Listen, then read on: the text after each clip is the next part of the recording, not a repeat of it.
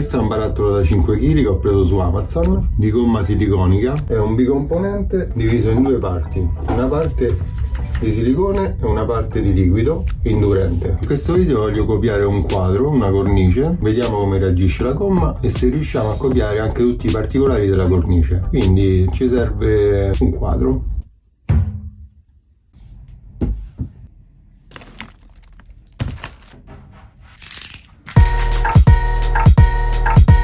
L'argilla l'ho usata per riempire tutti i buchi dove non doveva andare la gomma siliconica e per rialzare un po' la forma, in modo da avere uno spazio di colata maggiore per la resina. L'argilla si è comportata molto bene, devo dire. Forse rimane un po' sporca quando la togliete, ma basta un po' d'acqua per togliere i residui. Quindi strofinate bene con un po' d'acqua e una spazzola.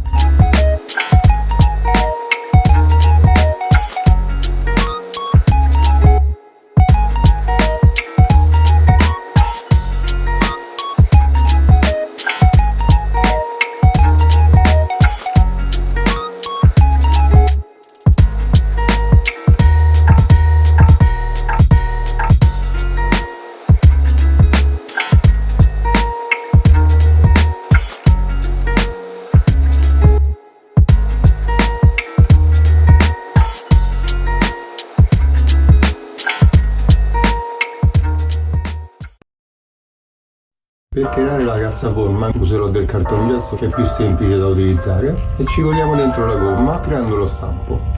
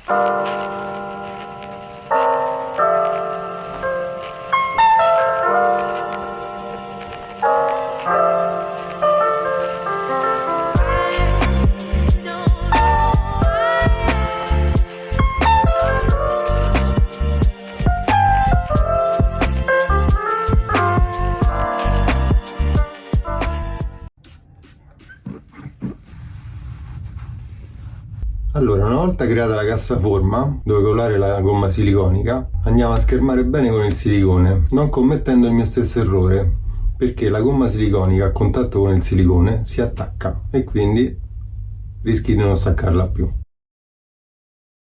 Per questo stampo ho usato 5 kg di gomma siliconica e ho aggiunto anche un po' di pezzi di gomma che mi era avanzata da altri stampi. Sarebbe meglio per il quadro passare prima un distaccante, ma io al momento non ce l'ho e quindi non lo passerò.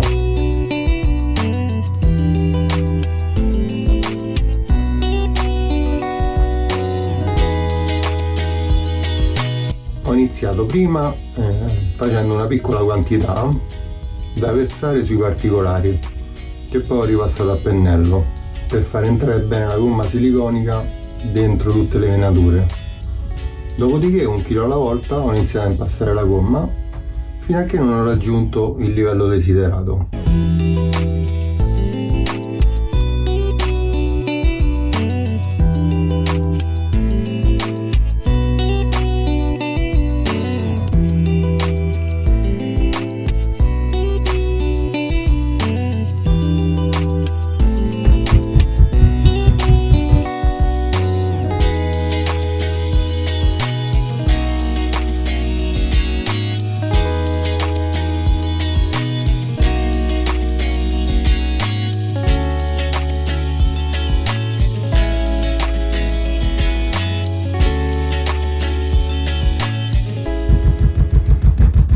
Dato che stava quasi finendo la gomma, ho aggiunto altri pezzi di gomma già secca che già ho utilizzato in precedenza per altri stampi, li ho tagliati e li ho inseriti.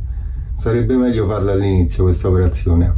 Io l'ho fatta durante il percorso, ma è andata bene uguale, perché la gomma vecchia si è unita bene insieme a quella nuova. Mi raccomando, mentre versate la gomma siliconica, battete un po' la forma in modo da far uscire le bolle.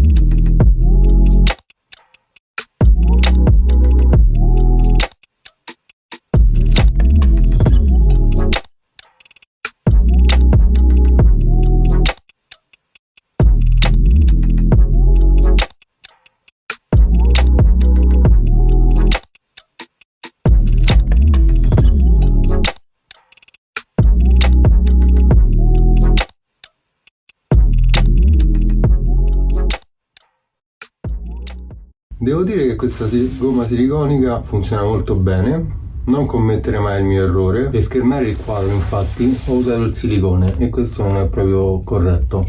Infatti la gomma siliconica si è andata a unire al silicone e non veniva più fuori. Però da questo errore è nata una bella texture che riproporrò nel quadro che andrò a fare con la resina nel prossimo video. Quindi rimani aggiornato, iscriviti al canale. Per questo video ragazzi è tutto, vi lascio la review finale. Come al solito un saluto da Artegraffa, Andrea, ciao!